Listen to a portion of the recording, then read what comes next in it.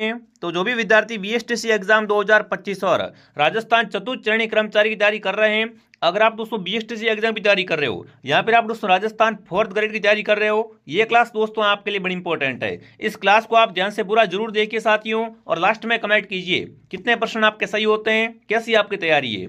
आज हम दोस्तों आपके राजस्थान जीके के 50 इंपॉर्टेंट क्वेश्चन देखेंगे। जी हाँ साथियों, राजस्थान जीके के ऐसे क्वेश्चन जो हर बार एग्जाम में पूछे जाते हैं और वेरी मोस्ट इंपॉर्टेंट रहेंगे। तो इस क्लास को ध्यान से पूरा जरूर देखना दोस्तों, और लास्ट में अपना स्कोर कमेंट कर देना कि आपके 50 में से कितने सही होते हैं, आपकी तैयारी कैसी है। तो क्लास का पहला ही क्वेश्चन आपके सामने पूछा है दोस्तों, शीतला माता का मुख्य मंदिर कहां पर है? आमेर में, चाकसू में, सांगानेर में या विराटनगर में? अगर दोस्तों बात करें शीतला माता की, तो शीतला माता का मेला भरता है, वो कब भरता है? शीतला अष्टमी पर इनका मेला भरता है। और इनका मंदिर दोस्तों कहां पर है? बहुत बढ़िया, सील की डोंगरी पहाड़ी है, जो कि कहां पर दोस्तों आपकी हो जाएगी? वो दोस्तों आपकी हो जाएगी चाकसू जयपुर में। यानी शीतला माता का मंदिर कहां बना हुआ है? सील की पहाड़ी चाकसू जयपुर में क्या है? आपकी शीतला माता का मंदिर बना हुआ है। और यहाँ पर मेला कब भरता है? मेला भरता है शीतला अष्टमी को। ठीक है, वेरी इंपॉर्टेंट क्वेश्चन रहेंगे सारे के सारे, इसलिए इस क्लास को आप ध्यान से पूरा जरूर देखना। अगला सवाल आपके सामने, लोक देवता गोगा जी की जन्मस्थली है दोस्तों। गोगा जी का जन्म कहाँ हुआ था, वो आपको बताना है। गोगामेड़ी में, ददरेवा में, रामदेवरा में या खरनाल में? लोक देवता गोगा जी दोस्तों हैं, जिन्हें क्या कहते हैं? जार पीर भी कहा जाता है। और इनका जन्म दोस्तों कहाँ हुआ था? ददरेवा चूरू में। जी हाँ प्यारे साथियों, लोक देवता गोगा जी का जन्म कहाँ हुआ था? ददरेवा चूरू में इनका जन्म हुआ था। और इनका मेला कहाँ भरता है? गोगामेड़ी हनुमानगढ़ में इनका मेला भरता है। और गोगा जी का दूसरा मेला है वो दोस्तों सांचौर में भरता है। ये भी आपको साथ में ध्यान रखना है। अगला प्रश्न आपके सामने पूछा है, राजा अजमल जी किस लोक देवता के पिताजी थे दोस्तों? अगर अपन बात करें अजमल जी की, अजमल जी है दोस्तों, वो किस लोक देवता के पिताजी थे? रामदेव जी के, पाबू जी के, देवनारायण जी के या तेजा जी के? तो देखो दोस्तों, रामदेव जी की बात करें तो रामदेव जी के पिताजी कौन थे? अजमाल जी। माता मैणा दे, बहना सुगना। ठीक है, तो यहाँ पर आपको ध्यान रखना है कौन सा उत्तर आपका सही रहेगा यहाँ पर? बिल्कुल ऑप्शन ए राइट रहेगा। ठीक है, क्या रहेगा यहाँ पर? ऑप्शन ए आपका राइट रहेगा। इन्हें साथियों नेतल का भरतार भी कहते हैं। मतलब इनकी पत्नी कौन थी? उनका नाम था नेतल। ठीक है साथियों, आगे बढ़े। अगला प्रश्न आपके सामने, वागड़ की मीरा किसे कहा जाता है? फटाफट कमेंट करेंगे साथियों, निम्न में से किसे वागड़ की मीरा कहा जाता है? गौरीबाई, पन्ना दाई, रानाबाई या करमावती? वागड़ की मीरा दोस्तों है वो आपकी कहलाती है गौरीबाई। कौन दोस्तों? गौरीबाई क्या कहलाती है? राजस्थान में वागड़ की मीरा कहलाती है। अगला सवाल आपके सामने, राजस्थान के कबीर किसे कहा जाता है? निम्न में से किसे क्या बोलते हैं दोस्तों? राजस्थान के कबीर के नाम से जाना जाता है। दादू दयाल, पाबू जी, गोगा जी या रामदेव जी? तो राजस्थान के दोस्तों कबीर है वो आपके कौन कहलाते हैं? संत दादू दयाल।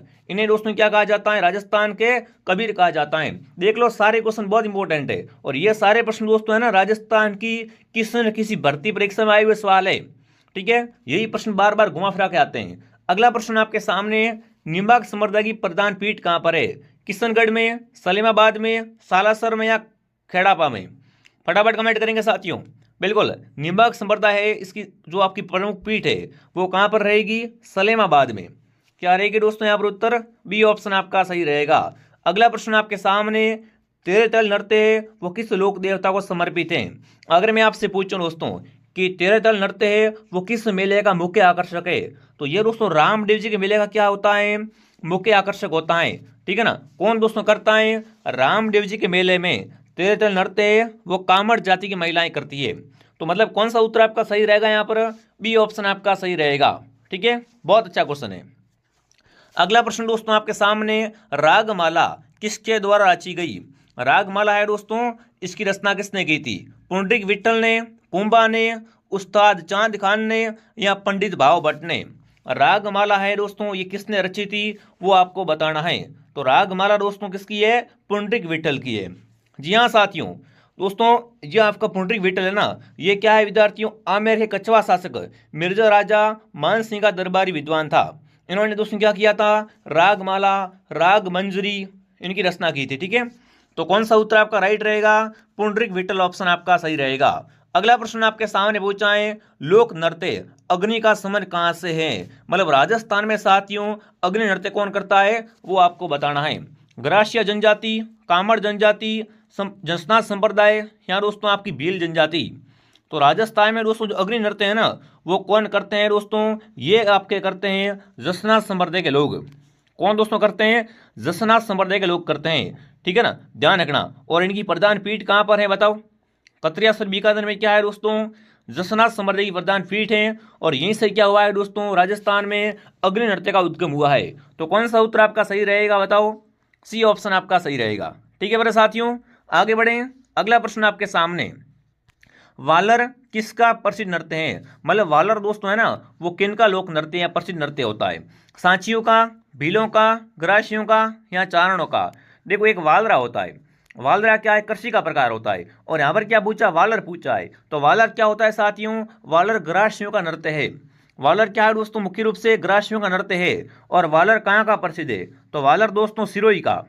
वालर कहाँ का प्रसिद्ध है दोस्तों, वालर नृत्य सिरोही जिले का प्रसिद्ध है। ये भी साथ में आपको ध्यान रखना है क्योंकि राजस्थान में सर्वाधिक ग्रासीय का निवास करते हैं, सिरोही जिले में निवास करते हैं। अगला प्रश्न आपके सामने, जंतर वाद्यंत्र किसके द्वारा बजाया जाता है, मतलब जंतर जो होता है ना इसको कौन बजाता है वो आपको बताना है। देवनारायण जी के भोपे, बाबू जी के भोपे, ग्रासिया जाति या भील जाति। जंतर वाद्यंत्र है दोस्तों, इसको कौन बजाता है वो आपको बताना है। तो जंतर वाद्यंत्र कौन बजाता है दोस्तों, देवनारायण जी के भोपे बजाते हैं। कौन दोस्तों, देवनारायण जी के भोपे। अगला प्रश्न आपके सामने, शिवरात्रि पशु मेला कहाँ बढ़ता है, राजस्थान का कौन सा पशु मेला दोस्तों, शिवरात्रि का पशु मेला। हाँ जी, भरतपुर में, झालावाड़ में, करौली में या अलवर में शिवरात्रि पशु मेला होता है दोस्तों। इसका आयोजन कहाँ होता है वो आपको बताना है। तो राजस्थान में शिवरात्रि का मेला भरता है करौली में दोस्तों। शिवरात्रि मेला कहाँ भरता है दोस्तों, शिवरात्रि का पशु मेला भरता है करौली जिले में, ठीक है। और यहीं पे क्या भरता है राजस्थान में आपका केला देवी का मेला भरता है, वो भी करौली में भरता है। और कौन से गीत गाए जाते हैं यहाँ पर, लांगुरिया गीत भी गाए जाते हैं। तो ये भी साथ में आपको याद रखना है, ठीक है। जो एक्स्ट्रा है वो भी मैं आपको बता रहा हूँ ताकि प्रश्न अगर आसपास से बने तो भी आपको क्या है वो प्रश्न आपका एग्जाम में सही हो सके। अगला सवाल आपके सामने, तेजा जी का मेला कहाँ आयोजित होता है दोस्तों, मतलब तेजा जी का मेला भरता है ना वो कहाँ भरता है दोस्तों, मेड़ता सिटी नागौर, परबतसर नागौर, देशनोक बीकानेर, गोगामेड़ी गंगानगर। फटाफट कमेंट करेंगे साथियों। देखो अगर यहाँ पर बात करें विद्यार्थियों कि तेजा जी का जो मेला है मुख्य मेला, इनका मुख्य मेला कहाँ भरता है दोस्तों, तो वो आपका भरता है परबतसर नागौर में।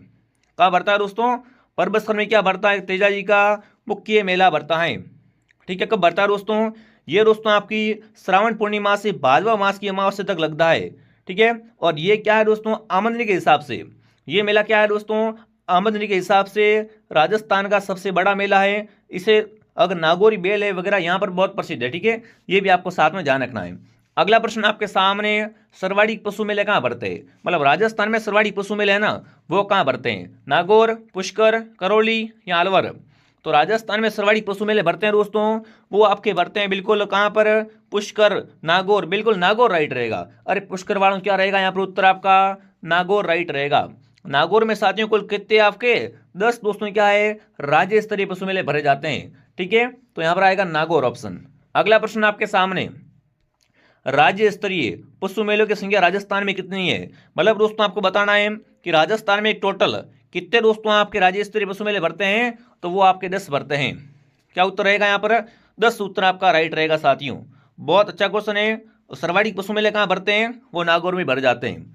अगला प्रश्न आपके सामने क्या पूछा है, राजस्थान के किस जिले में पत्थरमा रोली प्रसिद्ध है, मतलब राजस्थान की पत्थरमा रोली है ना, पत्थरमा रोली है दोस्तों वो किस जिले की प्रसिद्ध है, भीलवाड़ा, ब्यावर, सवाई माधोपुर या बाड़मेर।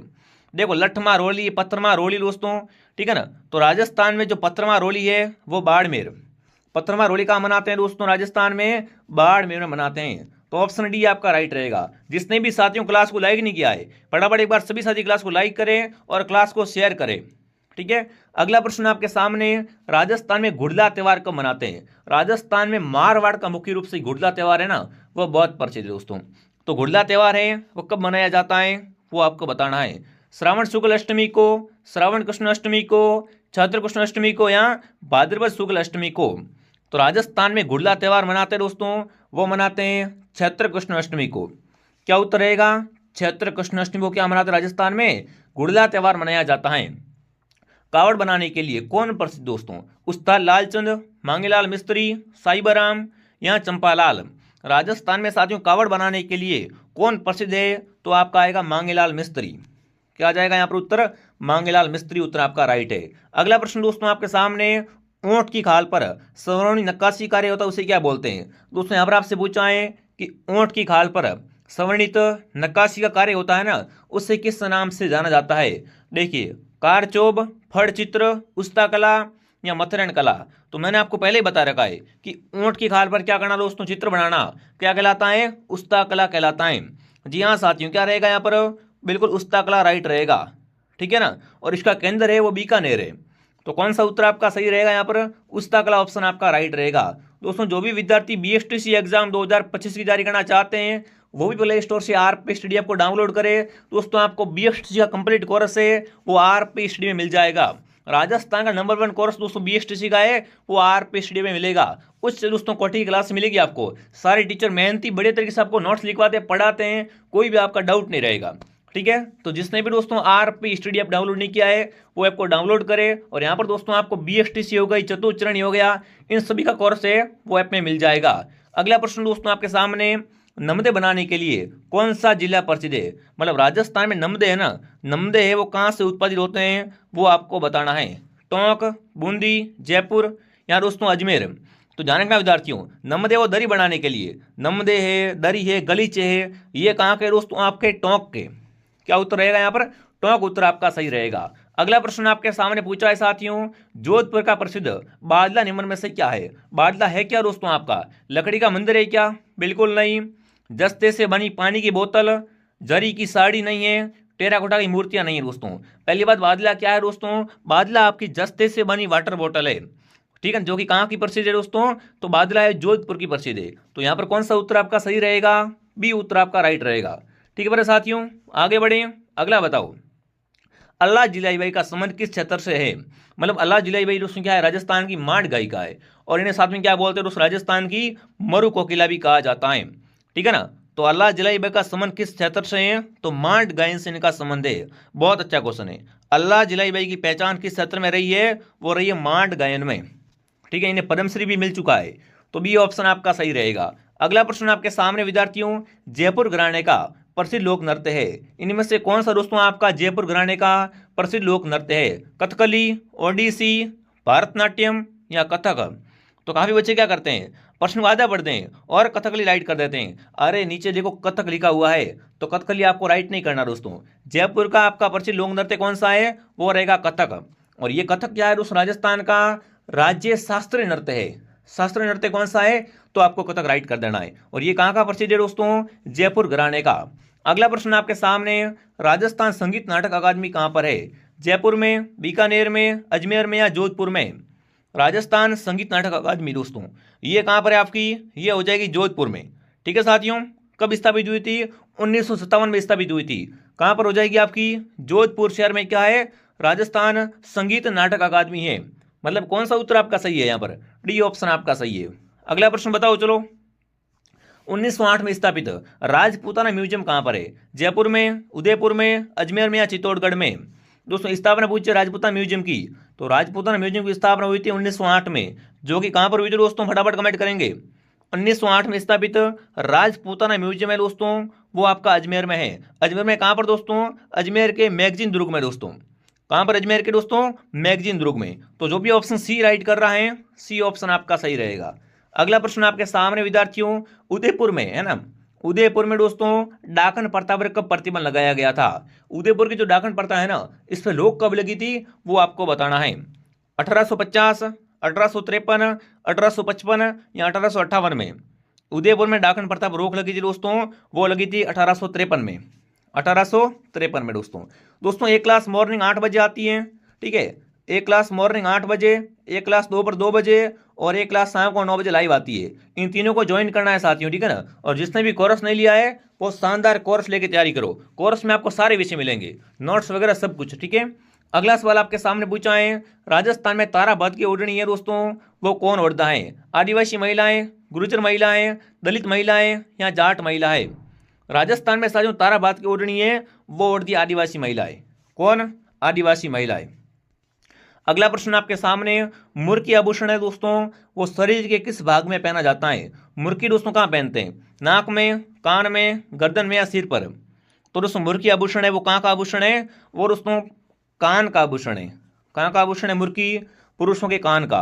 अगला प्रश्न आपके सामने, नेवरी है दोस्तों, वो शरीर के कौन से अंग में पहनी जाती है? नेवरी कहाँ पहनते हैं साथियों? हाथ में, गले में, पैरों में या कमर में? नेवरी आभूषण दोस्तों कहाँ पहनते हैं? तो नेवरी आभूषण है वो पहनते हैं पैरों में। नेवरी कहाँ का आभूषण है साथियों? पैरों का आभूषण है। अगला सवाल, कथोड़ी जनजाति मुख्य रूप से कहाँ पाई जाती है? राजस्थान में दोस्तों है ना। अगर आपसे बात करें तो वृक्ष से कत्ता कौन निकालता है? दोस्तों खेर के वृक्ष से। खेर के वृक्ष से कत्ता कौन निकालता है विद्यार्थियों? वो निकालती है दोस्तों कथोड़ी जनजाति। और ये मुख्य रूप से कहाँ पाई जाती है बताओ? कथोड़ी जनजाति मुख्य रूप से कहाँ पाई जाती है दोस्तों? ये पाई जाती है उदयपुर में। उदयपुर में कहाँ पर साथियों कथोड़ी जनजाति है? वो जांडोल, कोटड़ा, सराड़ा, ठीक है, यहाँ पर आपको ध्यान रखना है। तो कौन सा उत्तर आपका सही रहेगा? मुख्य रूप से उदयपुर में। कथोड़ी मुख्य रूप से कहाँ पाई जाती है दोस्तों? उदयपुर में पाई जाती है। और ये दोस्तों खेर के वृक्ष से क्या निकालती है? कत्ता निकालती है। अगला प्रश्न आपके सामने विद्यार्थियों, आम में से कौन सी बोली राजस्थान में नहीं बोली जाए? मतलब मारवाड़ी में क्वेश्चन दोस्तों राजस्थान में दिया गया है कि इनमें से कौन सी बोली है वो राजस्थान में नहीं बोलते हैं? मेवाती, अवधी, हाड़ौती या वागड़ी? तो देखो राजस्थान में अवधी नहीं बोलते। राजस्थान में अवधी है वो नहीं बोली जाती है। अगला प्रश्न आपके सामने, मारवाड़रा प्रागनारी विगत के लेखक कौन है? रचना कौन सी है दोस्तों आपकी? मारवाड़रा प्रागनारी विगत के लेखक दयालदास, चारण शिवदास, मुणोत नैण सिंह या पद्मनाथ? मारवाड़रा प्रागनारी विगत के लेखक दोस्तों हैं वो कौन रहेंगे आपके? मुणोत नैण सिंह।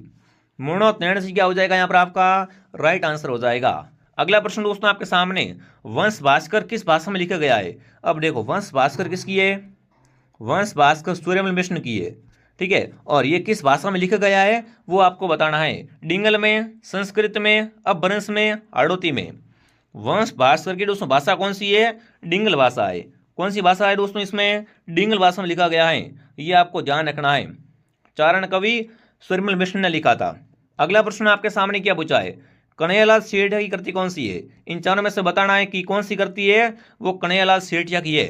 धरती धोरारी, रामू चनाना या गंगाजीरी दुआ या गंगा लहरी दोस्तों? तो यहाँ पर आपको बताएं कि कन्हैयालाल सेठिया ने क्या लिखे थे? धरती धोरारी। धरती धोरारी कृति किसकी है? ये कन्हैयालाल सेठिया की। अगला प्रश्न दोस्तों आपके सामने, खुमान रासो का रचनाकार कौन था?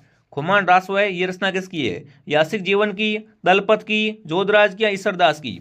खुमान रासो का रचनाकार अगर आपसे पूछ ले एग्जाम में तो क्या करना आपको? यहाँ पर दलपत को राइट करना है। दलपत विजय दोस्तों ये क्या था? खुमान रासो का रचनाकार था।